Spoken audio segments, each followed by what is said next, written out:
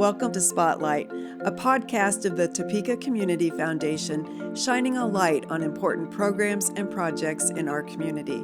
Today, we're talking to Janice Watkins, Executive Director of Habitat for Humanity, about House to Home, an innovative project funded in part by the Topeka Community Foundation. Janice, for 10 years now, you've been the Executive Director of Habitat for Humanity. Tell us a little bit about you, your background, and the organization. Yeah, it's hard to believe it's been 10 years. It feels like it just started yesterday. I am a lifelong Topekan and just a byproduct of a big social service family. So I always like to say nonprofit leadership kind of runs in my genetics. My grandmother was the first paid executive director of Let's Help. I am from a long line of do-gooders and social workers and community servants. And prior to Habitat, I worked for 10 years in public law and at Kansas Legal Services. So Habitat just felt like the next natural fit in serving the community, and what a fun adventure it has been. So what are some of the changes that you've seen at Habitat in your 10 years? Very shortly after I started is when the ceiling collapsed at our old location, which I think some people do remember that. We were over at 29th and Topeka Boulevard with our operations and our restore. So very quickly, I had to move our entire operations to our current location, which is in the Noto area in North Topeka, which we own now. And so our operations, our construction, our restore are all there. So that was a huge shift right from the get-go. Right. And I think just kind of adapting our programming to ensure that we are meeting the needs of our community. So a big shift came after the housing study that the city of Topeka commissioned in 2019, 2020, that gave us really solid data on what the issues are that are plaguing the Topeka and Shawnee County area, coupling that with some of the social determinants of health, and really just kind of fine-tuning our approach as a Habitat to what our community needs. And we have made some robust changes along the way. When we think about Habitat for Humanity, we think about building homes, but you're much more than that. So can you talk a little bit more beyond the home building about your organization? Yeah, I think everyone kind of recognizes Habitat and the brand from that. Volunteers go out on Saturdays, they swing hammers. Our most famous organizational volunteer was, of course, President Jimmy Carter, who we celebrated robustly and his legacy to Habitat when he passed. But habitats really have evolved, not just in our community, but around the globe to meet the needs of their communities. So in Zambia, that looks like access to clean water. But in Topeka, that looks a lot like making sure that all of the housing stock that we have is viable and livable and affordable and accessible for our community and the aging population specifically in our community. So I think back to that housing study stating that actually Topeka has enough housing stock for all of its citizens, but that a large chunk of it is not livable. So making sure that we can make repairs to homes that are owner occupied under our guidance, as well as starting to think about doing gut rehabilitation of vacant properties, putting vacant properties that are no longer able to be rehabbed into different use, such as demolition and then rebuilding, creating community garden space. We kind of have a hand in a little bit of all of that, including the education, and it makes things really exciting. Right. So the Community Foundation and Habitat partnered on House to Home. So walk us through how we got to connect and what happened because of that program. Yeah. So it was during COVID when I was abundantly thinking about this housing study and really thinking about some of our programming. So prior to that, at least with my experience with Habitat, Topeka Community Foundation and Habitat had worked together on a few joint kind of discussions and challenges. I think both of the entities were very strong partners in considering what we do about High Crest at the time. The city had just awarded another SORT grant, which was a large grant of infrastructure and housing supports into that neighborhood. And it was the third time in X number of years, and things just weren't improving to the degree that everyone wanted to see. Habitat was running a really robust repair program in that neighborhood at that time, in partnership with Federal Home Loan Bank. And we were seeing many people apply for home repair services, but they didn't actually own their home. And that is a key element of Habitat, is home ownership. So our home repair programs are built towards people who own and occupy their dwelling. And we were having to say no to people all the time and tell them, here's why: you don't own your home. And they're telling us, yes, we do. We've been buying it for 10 years, 15 years, 20 years, 30 years. And so I was seeing this really high prevalence of contract for deeds, sometimes called installment contracts or rent to owns, if you will, similar to how you would rent an appliance on a contract and pay a lot of money for a washer or a dryer. People were doing that with homes, and they didn't own or have rights to the home while they were doing it. So I was really thinking about this during COVID, when we had kind of a pause in our traditional building activities. And we were thinking about where we go as an organization. And I had visited with so many entities to kind of say, I have this idea. What should I do about it? Where should I go with it? It's kind of a crazy, convoluted idea. Enter Marsha and the Topeka Community Foundation. I said, can we have a meeting? And instead of saying, this is absurd, Marsha leaned in and said, tell me more. And it wasn't a no, it was a come back to me with a plan, and let's see where we can go from there. And that filled me with so much hope, because I think I was about to give up on the concept. That would have been horrible. I think maybe I only had one more meeting. And if I was told no one more time, I was just going to say, well, I guess what's done is done.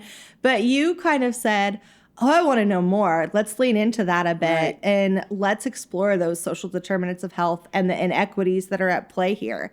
And then we spent some time putting a proposal together and a plan, and came back to you and said, please take a chance on us with impact investing. And I'm so glad that you did. Yeah. And let's go back before we move ahead. Let's go back. How did you identify these predatory contracts? And can you talk just a little bit about what that looks like and why someone might sign something like that? Sure. Yeah. We were seeing it most abundantly at that time, working concertedly in the High Crest area. And so I was picking up a large concentration of them in that area.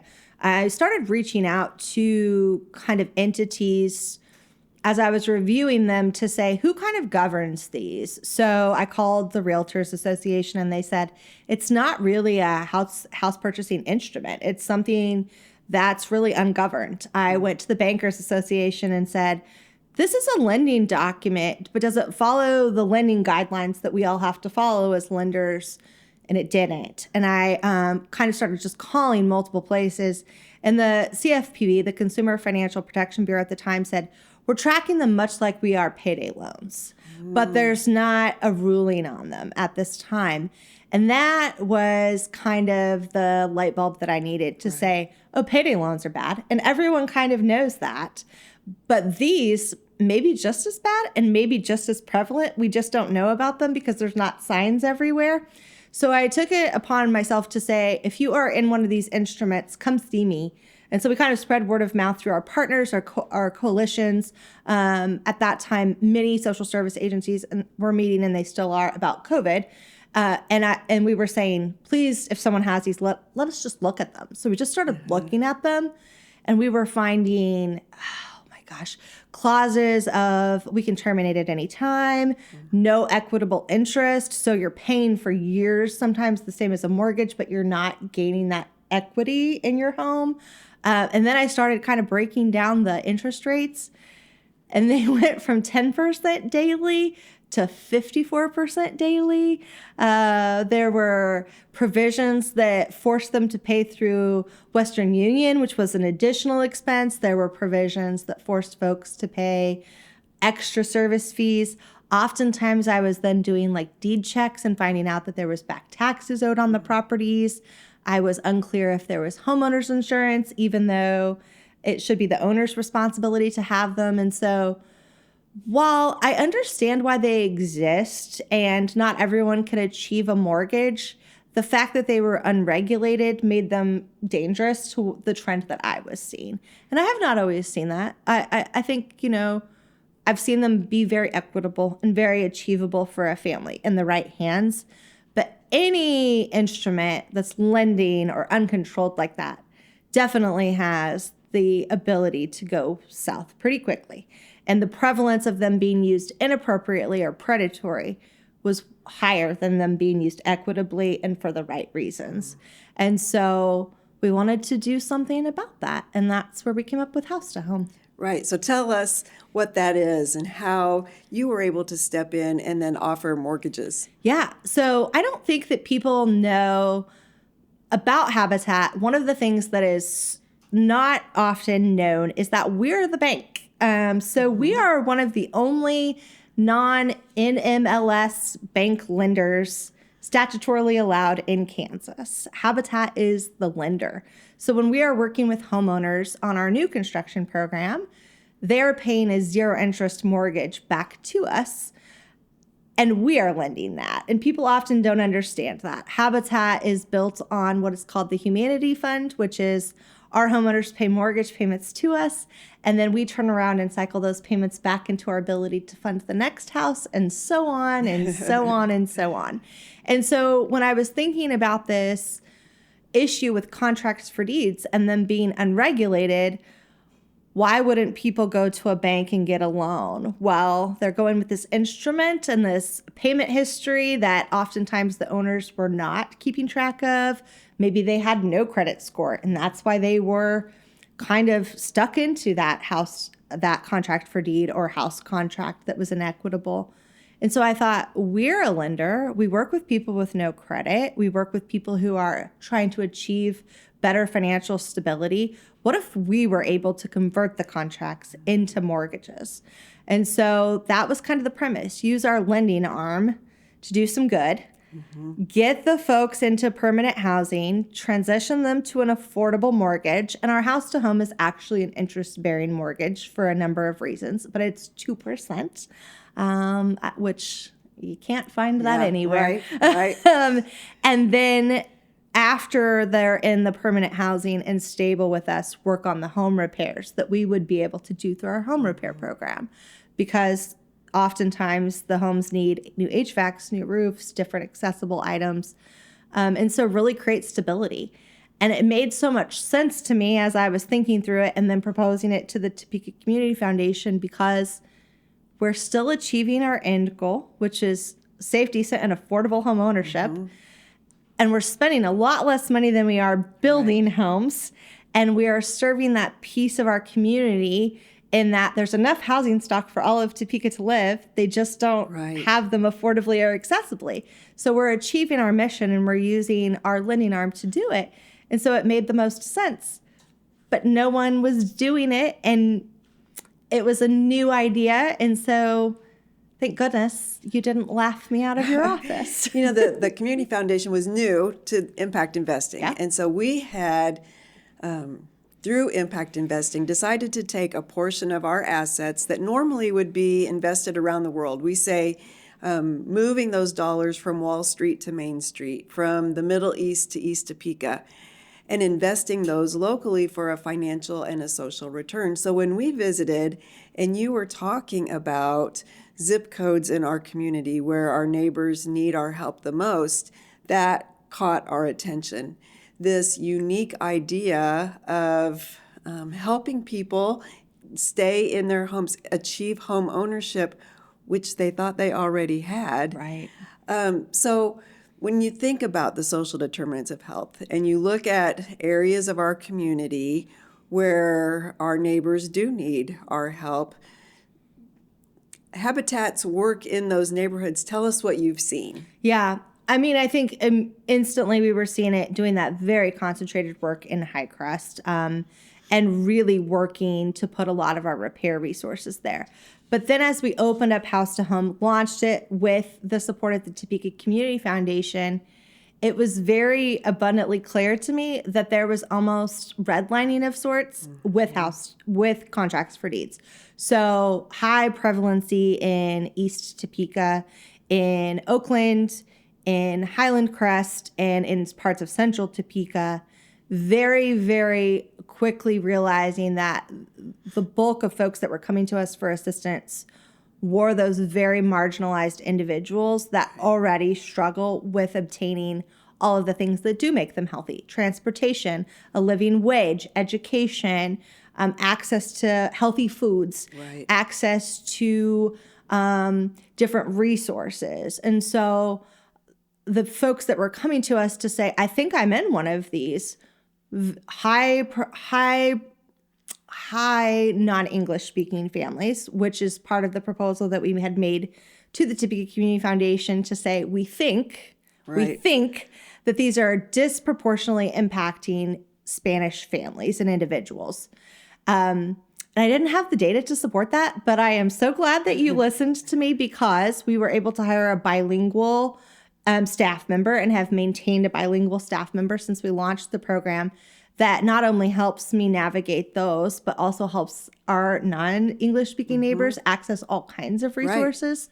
And then also seeing a high propensity to individuals that were on Social Security disability who had not finished high school.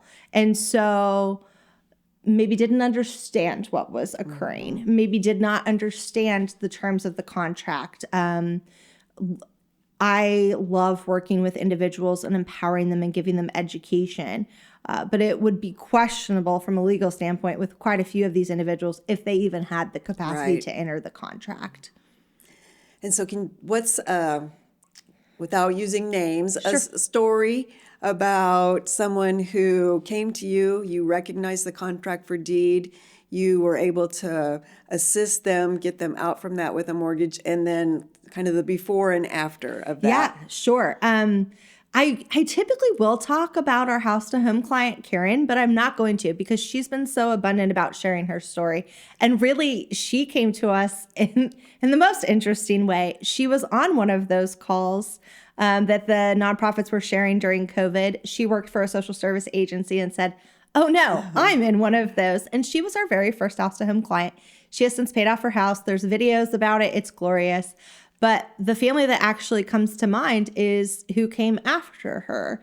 And this is a family that had been buying on their home for over 20 years.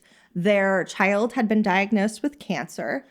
They were in deep on medical debt and just struggling with employment because they were having to take off to go to Children's Mercy. There was treatments. The home was not accessible for the child to continue the in-home needs. So oftentimes there was an infection that was turning into something very dangerous, close to sepsis, because the bathroom was not accessible. The landlord was someone that I had worked with a number of times at that point. So they had owned quite a few contracts, and we're doing this to a lot of families. And this family, the dad was changing jobs every 8 to 10 weeks because of absenteeism due to appointments. The mom was trying her best to just hold it all together, and they were still making payments on this terrible contract, and it was equaling almost 95% of their income, which is unsustainable when you need to go to Children's Mercy for treatment. And that just struck me. We're choosing between housing and health. And we're choosing if our child is going to receive life-saving treatment or if we're going to stay in our house. Right. And so I tried my best to do an intervention as quick as possible. And in house to home, that's not always possible because there's a lot of legalities to contracts and negotiations and the details of the amortization schedule and who's kept track of the payments. Sometimes no one. Right. And so we're negotiating, and I'm thinking, oh no, we have to get this done. And they had gotten an eviction notice, and it was a week before December. So it was right around Thanksgiving. And so I'm just rushing to our partners and saying, like, we're going to just give them what they want. And I'm going to cry about it because I don't think they actually owe $19,000-ish and some change, but we have to do what's right. And so we closed on their home, paid off the landlord, switched the deed to their name right before Thanksgiving. And we remodeled their bathroom right before Christmas. And so their kiddo got to take a shower and they got to bathe him safely. And we got them a new HVAC system so that they could then have affordable heat. And it's been a year and a half and their child is in remission from cancer. Oh, wow. And the dad has had the same job for 11 months. Yep. And they now only pay 12% of their income on housing. And that contract is going to be paid off in the next year or two. Yeah. Amazing. Yeah. And for $19,000. Right. We've created stability. Right. And saved someone's life potentially. Right. You mentioned you called in your partners. Who are some of the partners that you work with in making this possible for families? Yeah, we rely very heavily on a robust legal team of advisors that kind of counsel us through the various different things that we might see.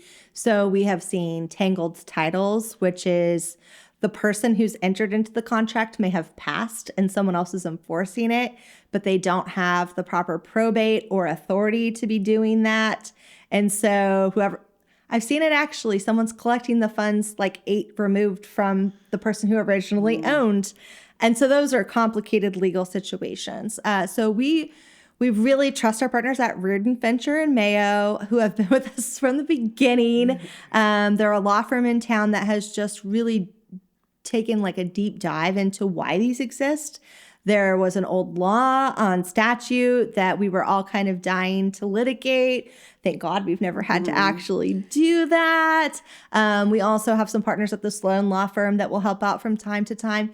But I rely really heavily upon Lawyers Title and Kansas Secured to get me the right information so that we can start negotiating these contracts. And then right now we are actually working with Washburn and the Link Bonner program with some data analysts, students that are kind of helping us put together that aggregate data now that we've been doing it for 5 years to say, what are people actually paying? And so I'm having a couple Washburn students kind of tell me over time what these folks that we've helped have paid over time. And it's typically 500% of the actual value. Wow. That's 5 times over we've paid for the housing. Wow. And it's not theirs. Right. Right. We talk a lot at the Community Foundation about helping our neighbors who need our help the most. And these really, they are our neighbors. They are. The neighborhoods, our neighbors. So what are the ripple effects? When I've been to Karen's house and I've talked to Karen and we've talked about the difference this has made not only to her, but to her neighborhood. So those ripple effects, what are those like? It's abundant. And Karen is such a great example of that. I think we now know everyone on her street in some way or the other. Not that we've assisted them, but because she has spoke so abundantly about Habitat. And Karen is such an astounding story because she was our first house-to-home homeowner. And she did pay off her house very quickly through actually an estate gift that she unexpectedly received. We had already put in so much work into the house to transform it. Then she quadrupled that in her own investment. And then all of a sudden, I'm going to visit her and see how things are going. And all of her neighbors have started painting. And she works at a local food bank. And so she's bringing home extra resources for the entire street. And they know, oh, here comes Karen. And she has all of the food for the street. And then people are saying, oh, I'll take you to dialysis, Steve. I see that your van hasn't moved because you have a flat. It is the smallest block of East Topeka, Southeast Topeka, Highland Park area, with the most amazing neighborly love that I have ever seen, and no crime since we've intervened. And the neighborhood police officer has told me that. Like, what did you do? Right. We used to come to this block all the time, and now everyone is just like so loving and caring towards one another. And that when we talk about the social our definition of health used to be community health and health education. We broadened that to the social determinants of health, and things like safety are connected to health. It's just when you take a more holistic approach to that and see those ripple effects, you can see absolutely how all of that is connected. Yeah. What would you want our community to know about safe and affordable housing? Someone who maybe hasn't met Karen, hasn't driven through that neighborhood, who may not be aware of the issues that when we say our neighbors who need our help the most, they really don't know what those issues are. How would you communicate those needs to them? Yeah, that's a great question. I think affordable is often misconstrued. And I think that is something that is a really, I'll say, hot topic in our nation, in our state, in our community. Certainly, property taxes are on the state legislature's mind at all times. And that's just one piece of it. Affordable housing actually means it's not the sales price. It's not the amount of rent you pay. It's the amount that individual or family can afford. And so I hear things tossed out like, oh, it's $125,000. It's affordable. Could be. Maybe not, though. If that individual is only making $600 a month in Social Security, which I see often. And so for that to be affordable to someone, they would have to be paying less than a third of their income on housing. A third of that income is $200. So that's when we're thinking about subsidized housing and the great work that Trey and the Topeka Housing Authority does. But affordable is truly how much you're paying for your housing. And that does include utilities with the right scenario. And that does include maintenance. And then safety is all about all of those things you discussed: crime, access to transportation. It could mean the education that you have access to in your neighborhood, but it also means environmental factors like mold or asbestos or accessibility. So you've had an injury and you can no longer enter your home. You are aging to the point where you can no longer step over the lip of a bathtub.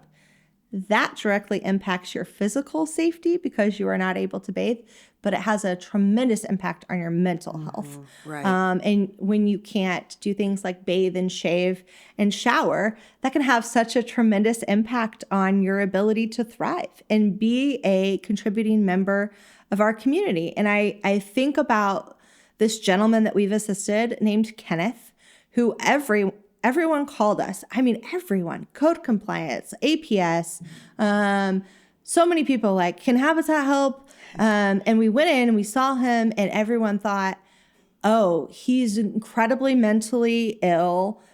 He has a very low ability to comprehend. But then me and my staff are thinking, how is this house being heated? Whoa, there's all these empty bookshelves around.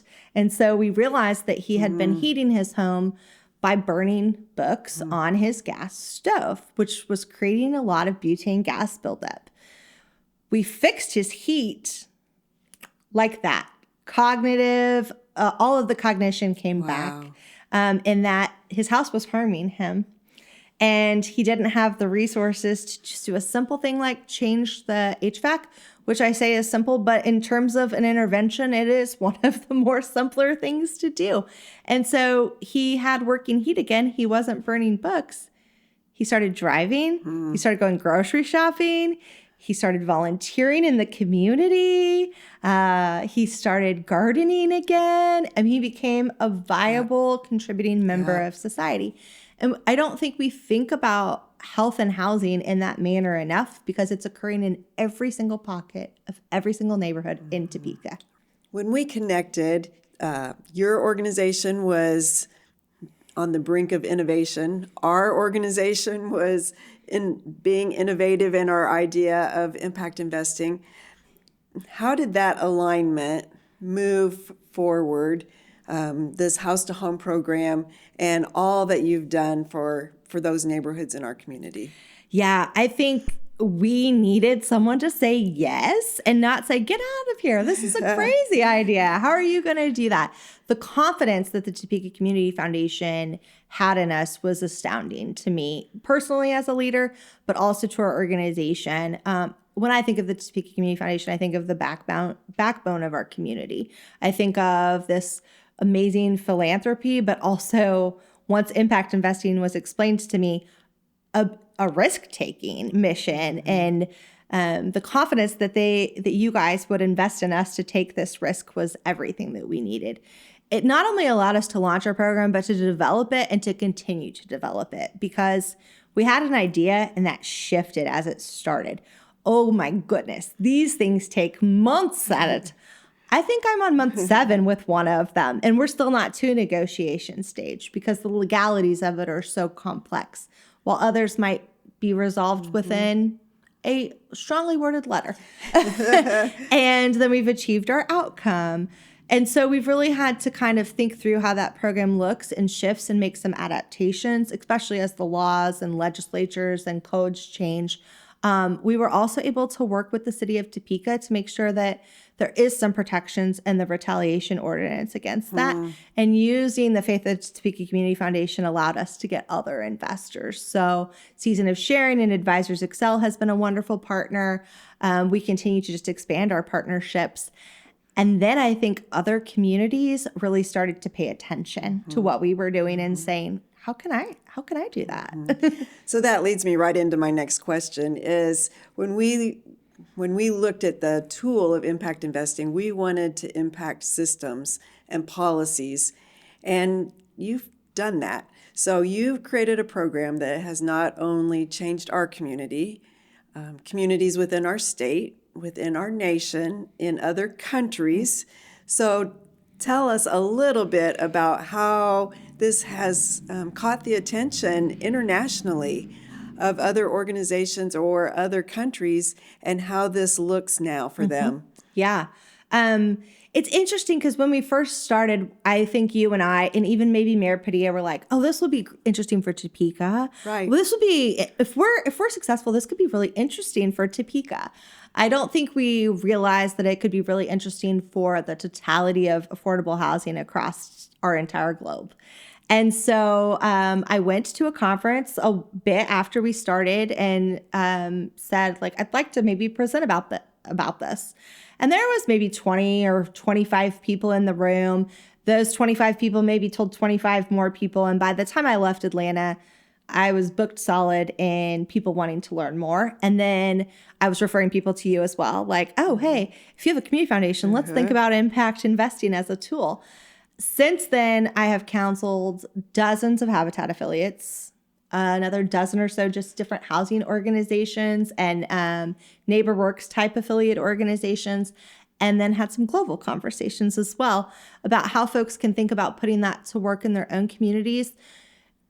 Different communities and states have different rules around these contracts, but no state or community has something that governs them. And so really thinking about advocating, changing the way that we look at them.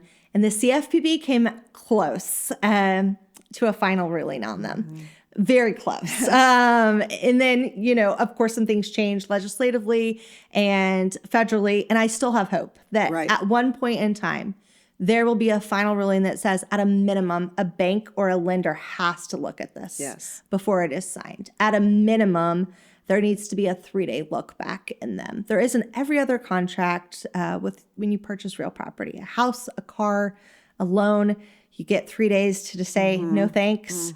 Or a legal component would be my dream. But so many communities have started a version of this in a way that works for them. And it's different in every community. In a decade, we're going to be close to a decade of house to home here in a couple of years. I think we're going to hit the 10,000 number. Wow. Of people living in permanent safe housing because of an idea that started here. That's right. That's right.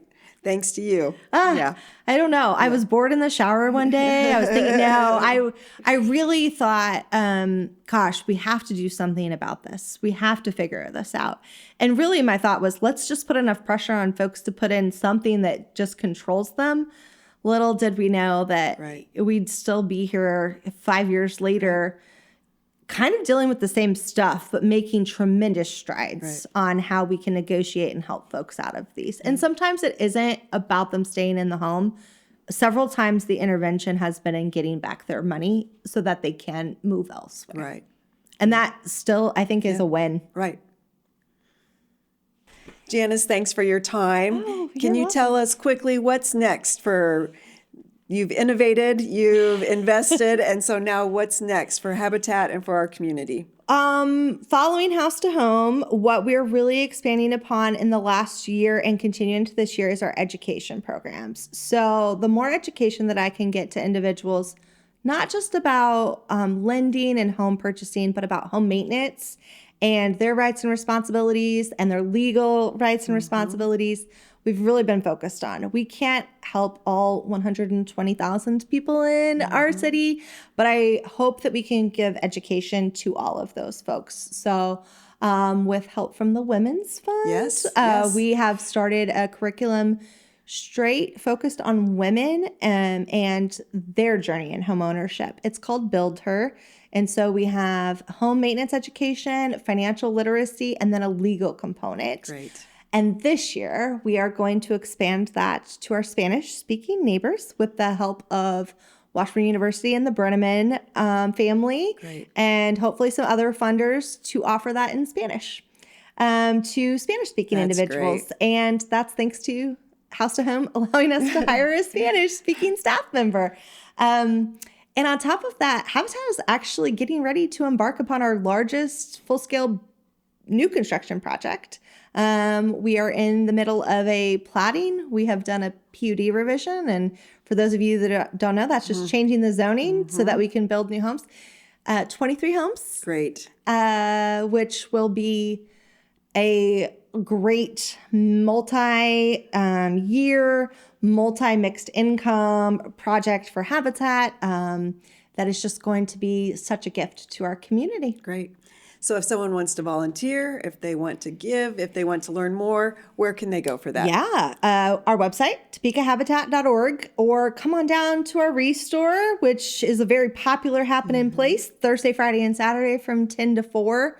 Make an appointment to see me or one of my staff, sign up for one of our classes, email volunteer@topekahabitat.org. We have a need for volunteers in all of our programming. And if someone who's listening really thinks that they're in a predatory contract or just wants to explore that, go on our website, get my contact information, call our offices. I love meeting with folks just to at least look at them, give them a starting point. There is always hope. Great. Thank you, Janice. We appreciate your great work in our community. Thank you. My pleasure.